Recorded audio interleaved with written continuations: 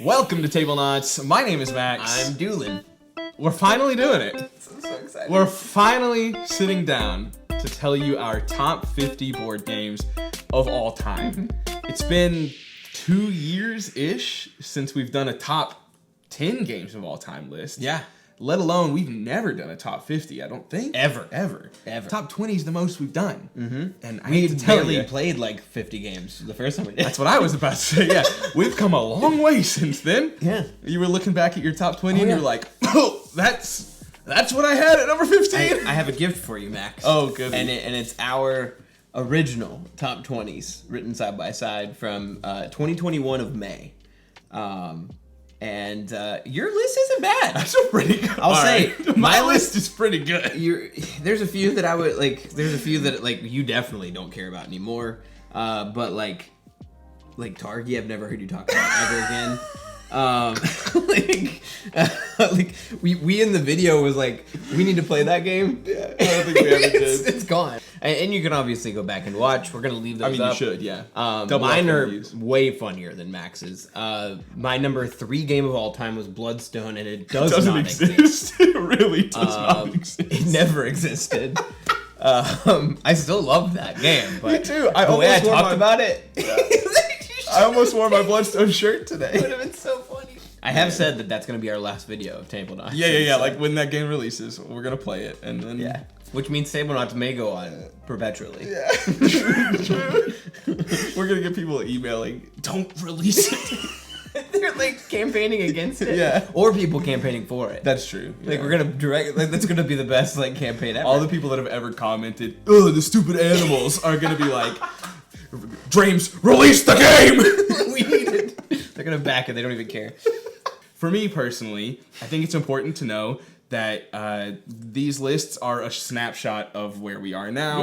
Yeah, of course. Especially having just gone back and looked at our list from several years ago. Things change and will continue to change. Yeah. And not to give ourselves too much credit or defend us too much, but things are probably going to change more for us than the average person anyways. Mm-hmm. Just because, you know, I may love this game, but because we're playing new things pretty constantly, I may not return to it for 3 years, and it's just going to fall off from like 11 to 40 because I haven't played it. I mean, yours, you're probably keeping more than I'm keeping. So like, That was pretty good for me.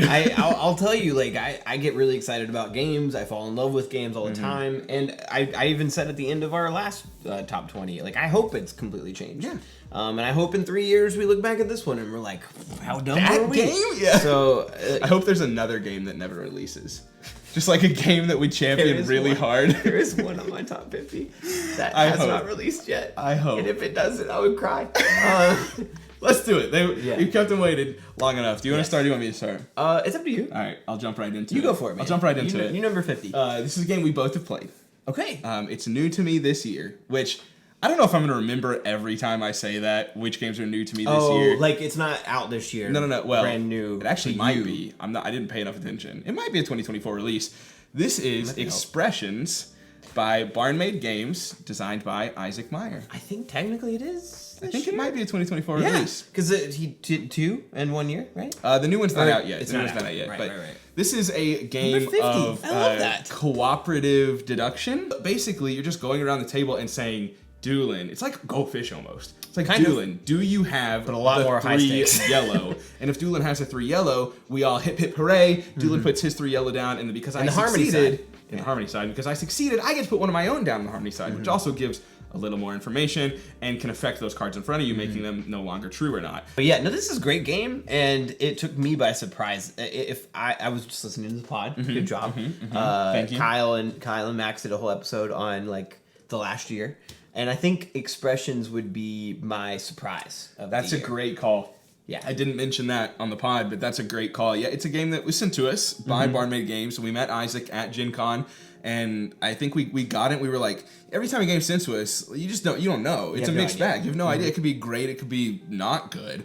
And in this one, we were just like, well, we hope it's good. And I remember playing it, and I love deduction games. I mean, this fits my niche. for sure. It might not work for other people. I just love these types of games. And it's also just really fun to see Kenny get mad enough to throw his hat at me when I'm like, Kenny, you dunce. Why How did do you you not say know that? it? Yeah. Yeah. And it's one of those games where I'm Man. constantly like, how did you not get that? And also, that's mean of me. I shouldn't do that. I'm well aware. But in the moment, I'm just like, Well, I did this! there does seem to be like you have to be on the wavelength, the right Yeah, wavelength you with do. people. And like, I think everybody will come up with their own ways of knowing like, oh, if he plays this, then that means this. That's my number 50, Expressions by Barmaid Games and Isaac Meyer. My number 50, you have not played, but I would love to play with you. Move on. But I did play with this with Kenny. Kenny taught it to me, and I own this. And I immediately, as soon as I was done, bought the expansion for it, and I'm excited to keep going back to it. This is by Fantasy Flight Games. Is it Outer Rim?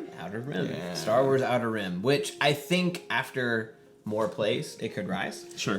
This is like at its core just a pick up and deliver style game, but there is in true like Fantasy Flight fashion just a lot Nice of alliteration. stuff to do. Oh, I didn't even mean to do that. Yeah. But you choose like your path as a I almost said villain, but as a bounty hunter, where you can choose to be a true bounty hunter, or you can try to deliver like or smuggle goods across the galaxy. You could be the best at hunting people and killing them. You could be the best at I'm forgetting all of the other things, but there's multiple like pathways to victory, and it's a race to only at 2 to 7 or 8 points. Oh wow, yeah. And so it's pretty snappy, like, and when I say snappy, I mean like I know what I'm doing on my turn, but then Kenny's turn is just as exciting. Like I get to watch him try to fight this group of monsters for this cache of goods, and then if he escapes, like I know where he is on the board, I can hunt him down before he gets to his place and try to steal it from him.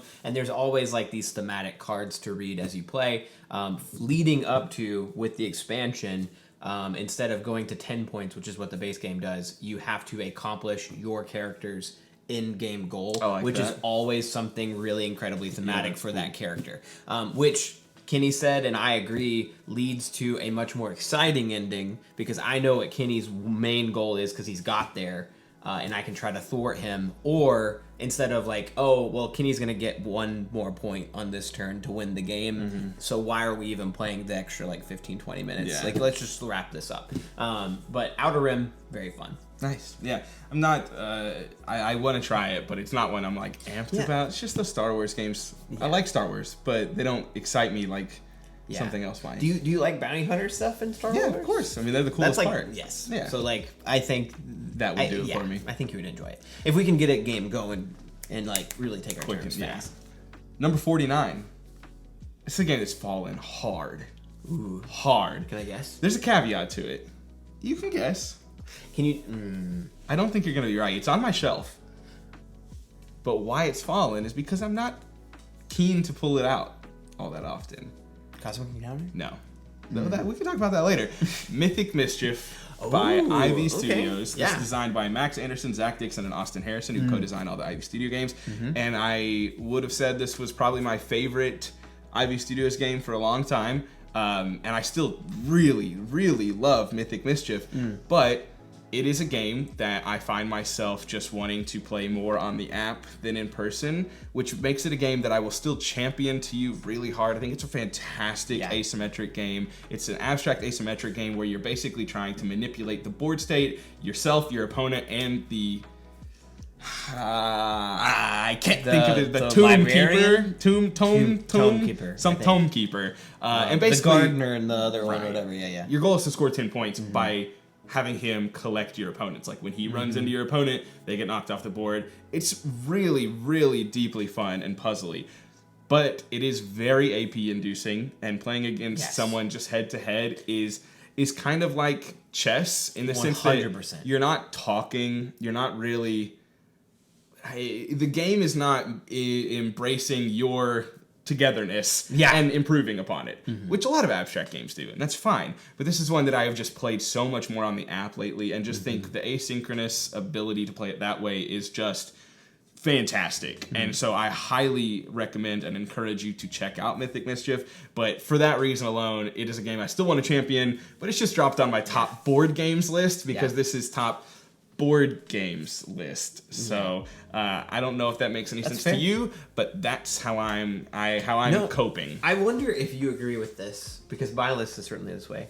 But we talked in our, because I just watched these videos multiple times today, our previous top 20, about how we get 2-player games played all the time, and how they're going to be in our top 20 a lot. And now that Kenny's here, true. As much as I love Kenny, I think a lot of my 2-player games have fallen dramatically. Targi is not in my top 50. I've not heard you talk about it in 3.5 I years. can say that No, much. like, and I don't want Kenny to hear that and think I love Kenny so much, but it's just the nature of like what games are getting played. So my number 49. Oh my gosh, we're gonna need to go faster. Okay, we'll speed it up. Was my number 2 game of all time. Whoa! In 2023. Whoa! But I just got the new edition of this game, and it is HeroScape. Yeah, okay. So it's fallen a lot. Yeah. But I've not played it in that 3.5 years that we've talked about it. I've not played it in 15, 20 years.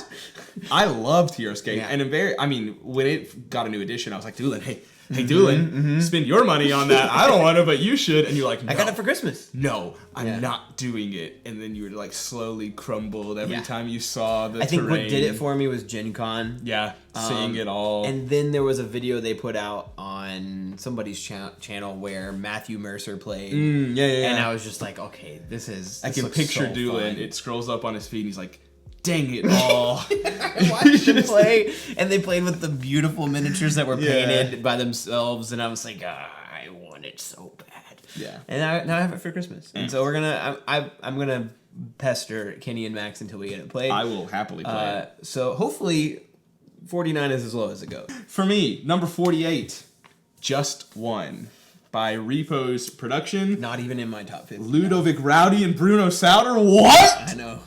Not in your top 50? It wasn't even in my top 20 then, but like it was one of my favorite party games for a while. That's shocking, Doolin. Yeah. This is a wonderful cooperative party word game that you can play with all kinds of people. Now I can't even talk about the game because I'm just racking my brain. I'm like, wait a minute, if Doolin didn't put Just One in his top 50, what's in there? What did he like? Like, it's going to be all these, like, solo, uber-heavy games coming from the dude that we crap on all the time for loving Hobbit games. I think it'll surprise you. And I think the way that I've done this Am I going to have the kid games? No. Okay. No, don't worry. Don't worry. Animals Upon Animals is number 6. It's fine.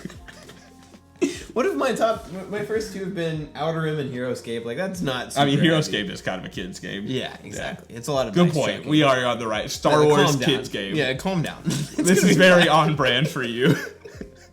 What is number 48? 48? Oh yeah, no, we're still on brand. This one's all of them are most of these are gonna be new to our like top list because there's 30 at least. 30 extras. Yeah. But this one's been hopping around in my top 50 for the last like year. Is it Bunny Kingdom? No. Okay, you just said hopping that around. That would have been really You were like, good. it's hopping around. That game is fun. It is fun. I think it would be maybe in my top 100, maybe. Maybe. What? It's fun. It might be in the hundreds. Well, here's the thing: is I actually have like my. That's I crazy. can't think of where they are. I struggled to rank 50. Nah, you can come up. This one I think really do enjoy. I don't know how much you actually do. If it might just be like, oh yeah, like I liked that, and I don't really want to return to it. But there is an expansion that came out this year that has reinvigorated my love for the game on BGA because it got released on there, and that is Acropolis. Yeah. Acropolis is great fun. My wife is bringing me tea. Oh, thank you. We're just gonna keep it running. This is a non-edit video. We're gonna do great for you, Doolin. No. Thank you so much. That makes my life easier, but like, it'll make you guys hate this. Nah. Acropolis is great fun. I love it. I love that you can be playing it in seconds because the game, it has basically no setup. You just pull out all the tiles, you flip over a certain amount depending on how many players are playing, and you give everybody one of those starting tiles, and they feel chunky and nice. But I've never shied away from liking that puzzly games. But this one in particular, adding the layers on top and that being the multiplier is so nice to me. I think we will really like the Athena expansion because it adds these races to get these certain patterns built on your board. Okay. And when you do that, you get these special really nice pieces that will be multicolored and have stars on them and all that stuff. Yeah, Acropolis is great. I don't think it's on my top 50. It could certainly be argued to be there. It's right in that range of 40 to 60, I would imagine. It's awesome. Super fun game. Number 47 for me is a game I'm certain will pop up on your list later and could also go higher for me in the future. That is Wild Tiled West by Direwolf and Paul Dinnan. Our boy Paul coming in with another hot game. This game came out in 2023 around the same time what else has he done? Okay, I really sincerely thought you were being. Wow. Has he done anything other than those two games? Yes, he Clank, I believe. Was he part of Clank? I think he's a big part of Clank. Yeah, now, I need to go back and play Clank. Listen, it's been a long time. I want to get Catacombs because I hear that's the move, and I loved Clank. Yeah. Wild Tiled West is great fun. My problem with Wild Tiled West and why it's this low is just that I'm not sure how much variability is going to happen over the course of several games because there's not really much interaction.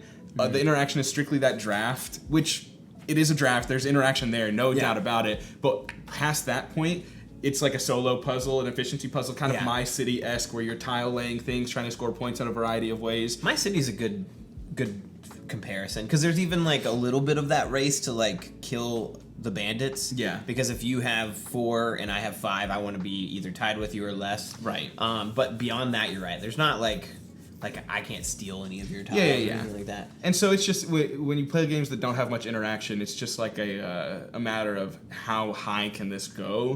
Because we crave, at least me personally, you'll find it in my list, craves some interaction in my games for the most part. This is really great. I love this game. It's wonderful, but that's why it's not higher. I just am curious how far it can go. Yeah. But is this your highest polyomino, or do you have higher? I can't answer that quickly. I don't know. Probably. Maybe. Probably. I don't think you have a best polyomino where it's top 50. Yeah, I'm not they're all. I could say the same thing about all polyomino games that I said about Wild Tiled West. It's just now if you compare it to World Wonders and Planet Unknown, I very much prefer Wild Tiled West. It's my favorite of the 3, bar none. At least with something like A Feast for Odin and something like Patchwork, they're unique and different from those. You'll find out. No. So those are almost in a different category, but at least for me, Wild Tiled West, Planet Unknown, and World Wonders kind of get lumped together, and for me, Wild Tiled West the way to go. I love that pick. Love it so much. We might talk about it later. Okay, I'm sure we will. You can't fool me. Not in this video. Number 47 is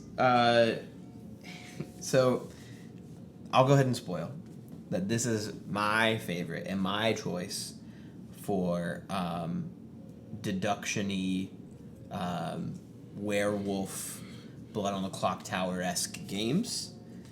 Oh wait, yes, apparently it's not in my top 50, but it's also my highest of these games, and I'm dumb. So, anyway, number 40. Hold on.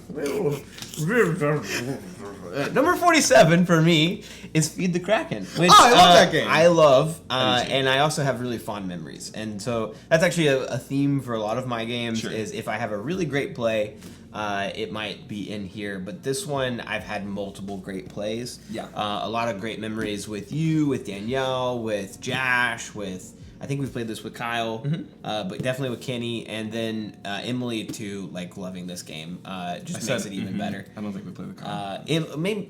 Definitely Kenny, and Aaron. Yeah, which and Jash. My favorite play of this was when Emily and Aaron were the two cultists and won the game, and it was shocking and It was the best. And I think you and I were pirates at the time or something, and it was either going to be bad victory or we get eaten by the Kraken, and we got eaten by the Kraken. And it was amazing. And it was one of this like hilarious like laugh about it after. Yeah, there's fun. not a lot of.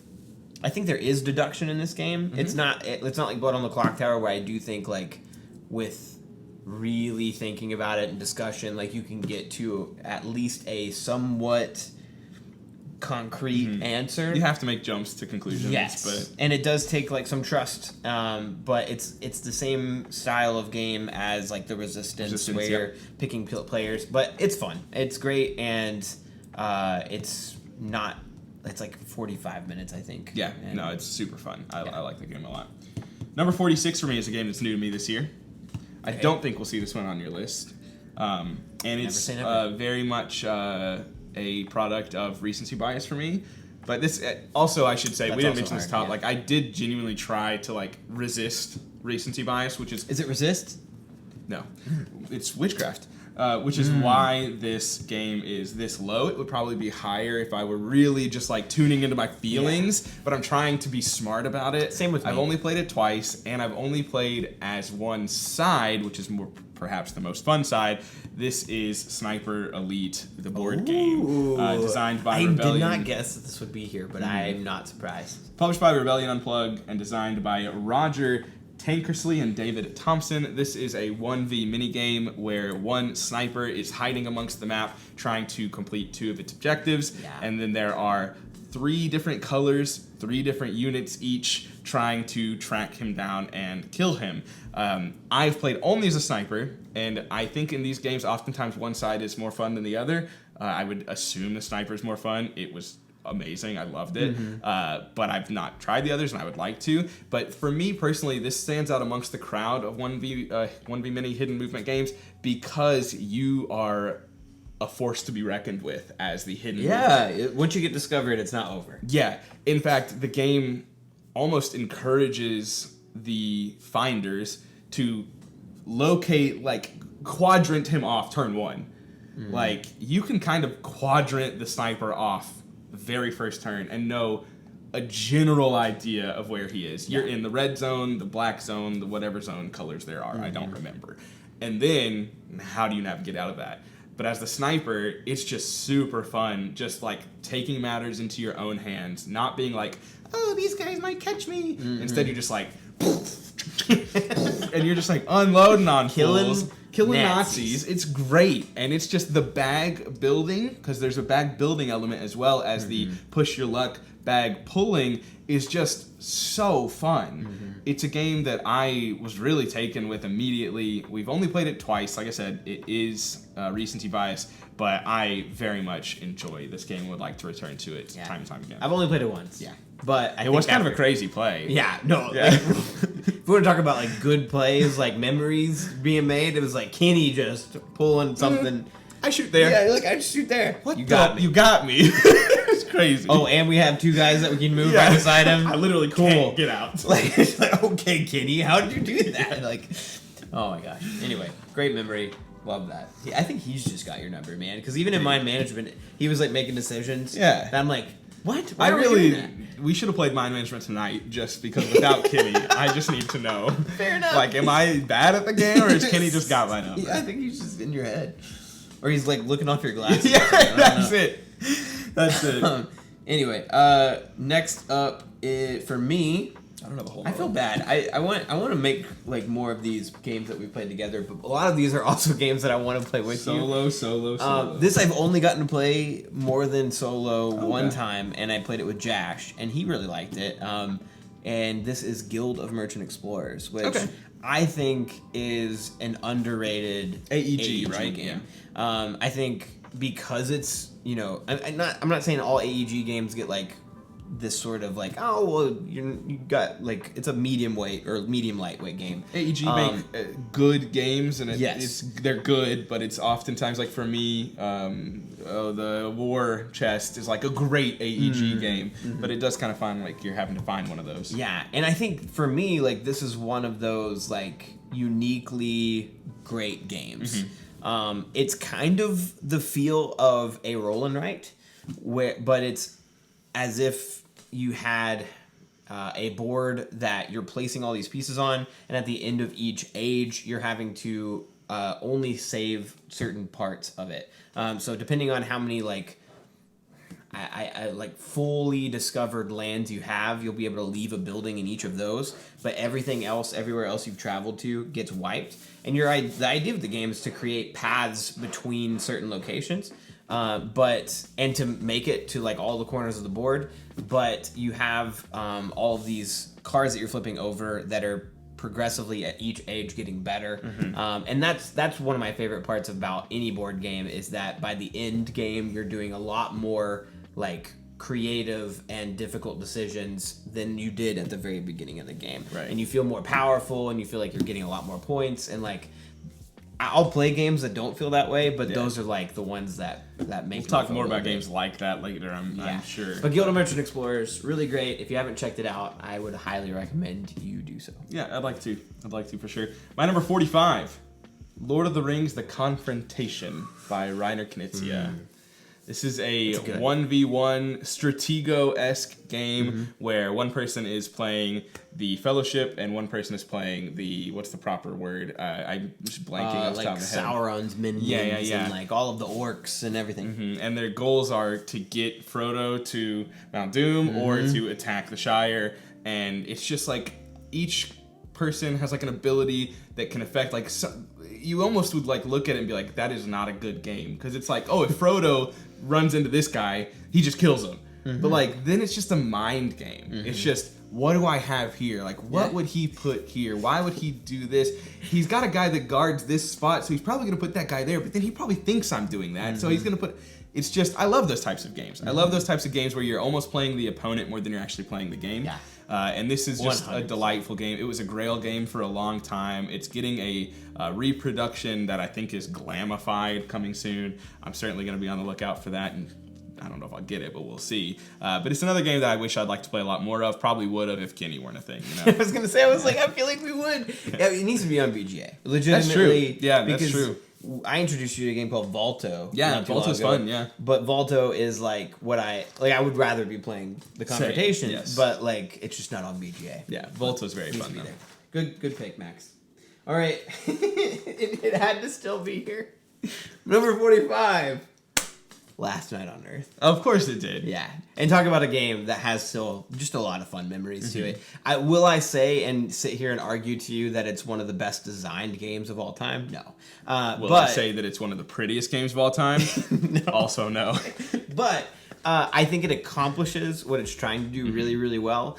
And if you get a group that is willing to just have a lot of fun leaning into it being this really poorly shot B-movie zombie film, then you're gonna like it. And it makes me think of some of the few that we've watched that Jamie has made us watch, and that's just given me even more of an appreciation for Last Night on Earth, I think. And so I actually want to play it again. I didn't play it in my spoiler alert. I failed my goal. It's not true. Today's the 30th. You have time. Emily said that the other day. It was like the 26th. She was like, well, we could still do it. And I'm like, Emily, we have like 27 games. There's no chance. You've done a very good job. I appreciate it. I feel good, but I did not get last. You do have to cull all the games you didn't play. No, that is how that works. That was in terms and conditions. No one ever reads those. I didn't. No one ever reads those. This is a game that kind of has like a. It's one of those things where my first play was like so good. You say that in our top 20. I know. I don't want to play it again. Yeah. Because like. I know that'll sour it. Yeah. Because it was perfect. It's on the channel. Jash spent a lot of time editing it for it to get 400 views. It's on the channel. It's a very good edit too. It's so fun. I mean, it was like just every trope you can think of. Like the high school girl and the quarterback football player prom king and he sacrificed. Oh yeah, that's what it was. She sacrificed herself. He's like, see ya. Just dipped out. And then for them to win the game, he had to kill her. Yeah. Which is incredible. It really was a movie. I mean, it really was. It was cinematic, awesome. And I really can't say I loved the game, but I loved that play for sure. Yeah, so much that I'm just like, why? Why ever return to it? Yeah, that's fair. My number 44, Regicide, designed by Badgers from Mars. Fun. Published by Badgers from Mars. Designed by Paul Abrams, Luke Badger, and Andy Richdale. This is a cooperative card game, which you can play with a standard deck of cards, I think. Yeah. It is very nice looking, though, so I mean, I recommend getting the Badger from Mars edition. And to support them, of course. It's a brutally difficult cooperative game. It plays just quick and easy, but, well, it plays easy, it's not easy. Yeah. And I think it's just one of those games easy that to you learn, sit down, hard to master. Exactly. You sit down at the end of the night and you just play like until you win. Unless you play like 4 games, you're like, okay, we still haven't won. And I just think it's a great game for that. It's a great filler to close out the night, and you can play. I think you can play it solo. I think I've played it solo. If I remember, it's been a while, so I'm sorry. Well, actually, I've never played it solo. I think I have. Huh. People are gonna be like, that's not even an option. Well, then I didn't, okay? Then I didn't. And my memory is serving me wrong. But Regicide's super fun. Yeah. I really enjoy it. It is on Board Game Arena. I think it's great on Board Game Arena as well. It is more fun in person because you do have, like, you can't say everything about your cards, but it is fun to just be like, what are you thinking here, Doolin? What can we do? I didn't know that. I've not remembered the rules in a while, but I don't think we ever read each other our cards, but there were times where like, I got this. Just give it to me. Just let me handle it. Yeah, the cards have different abilities. The suits of the jacks, queens, and kings deny certain abilities. It's just like one of those games that can be going so well until it's not. Yeah. But it's delightful. It's great fun. Yeah. Good pick. I love it.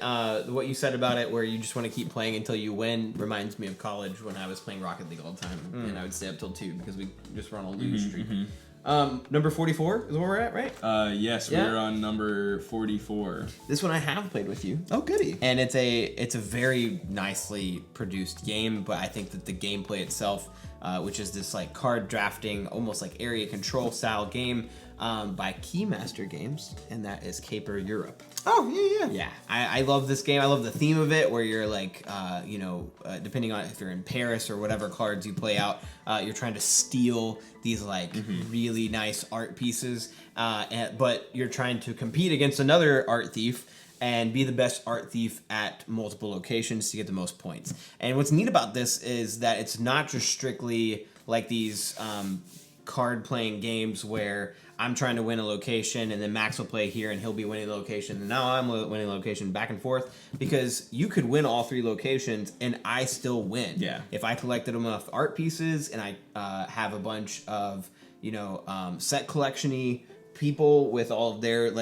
gadgets, then I can still win. And I like that there's multiple paths to victory. It's not just straight up control location. My number 43 is Can't Stop, designed by Sid Saxon. Not mine. It should be though. It's so good. This is such a delightful push your luck game. I have the Project L. I think it's not. I don't remember exactly what it's called, but it's a Korean version, and it comes in its box and just like folds out, and you're just ready to play right then and there. Yes, Project L is a game. Yeah. And it's just delightful. It's published currently by Eagle Griffin Games, but it's published by so many different people across the globe. It's just the most bare bones push your luck game I can think of, outside of maybe like Strike. And it's delightful. Dang, Strike maybe should have been in my top 50. It is such a wonderfully fun game. It is just delightful. Every time I play it, I have a great time with it. So I love it. Yeah, I love it. Super Can't fun. Stop, so fun. And Emily loves it now too. I need to get my own copy. Danielle doesn't like it. She doesn't like pushing your luck. She just that's like just the thing she just doesn't like. I guess it just gives her bad feelings when it doesn't work out. Well, speaking of push your luck games, Max, and specifically with a little bit more of a game with drafting and dice rolling, this is Dice Miner. I love game. Dice Delightful Miner, game. and you're gonna hear me get more and more excited the higher we get. But And Dice you're Miner, on 43 I right know. now. I love it. It's so good though. And it's is. one of those things where when we talk about ramping up games, by the end of the game, you're just chucking a ton of dice before you even get to the drafting round. And that's exciting, right? And then you have to figure out, okay, how do I manipulate these to get the most points by the end of the round? Yeah.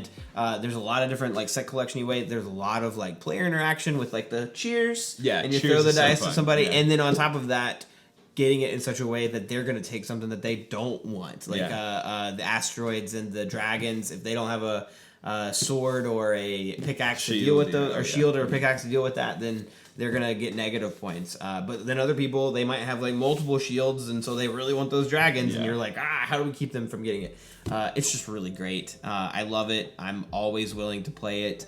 Emily loves to play it, so it's one of those that gets played pretty quickly, especially at the end of the night. Like, it's just one that's like, oh, do you guys want to... You got 15 minutes? Yeah. Let's break out Dice Miner and play. And for being such a simple game and lucky game, in a lot of ways it is, and that's completely fine. That's not a detriment necessarily. There's also a lot of really clever plays you can make. Oh, for sure. Like, it is a game that is both lucky and simple, and I still feel like I can do something on my turn that is exciting and unique and can block you or hurt you or help me or whatever. It's not just roll, take what I get. Yeah, and the mountain spaces, we like the cheers is not just like I give you a dice, but like now I'm getting to take 2 on my turn, and I can pull from the sides. Yeah, which just feels like you're breaking the rules. Yeah, but it's so fun. It is a blast for sure.